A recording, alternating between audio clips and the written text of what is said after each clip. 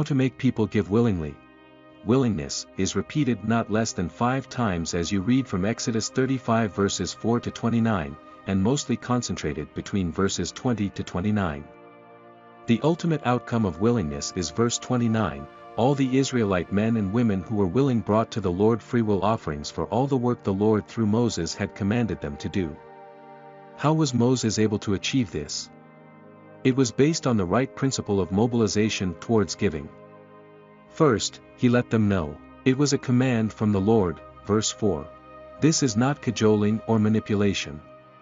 2. He asked them to give from what they have, not what they do not have.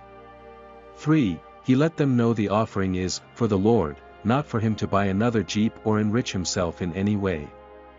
4. They were to be willing, not forced because of a curse or threat.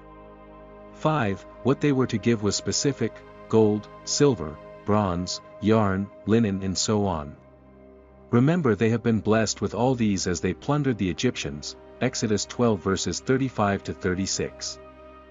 When we got verse 20, the people began to give until we got to Exodus 36 verses 6 to 7 when Moses had to stop them because they had given more than enough. Giving has become a sensitive issue in our generation. No small thanks to ministers who have practically enslaved people in order to enrich themselves, and same to members who are so gullible that they rather complain or grumble than abide by scriptural revelation. However, some ministers understand the principles shared here and God's work is prospering in their hands. People can still give willingly and generously if they know our project is commanded by God. They are not asked to give what God has not blessed them with. Their giving is unto God and not unto man. They are to be a willing and cheerful giver, and the needs of the project are specified.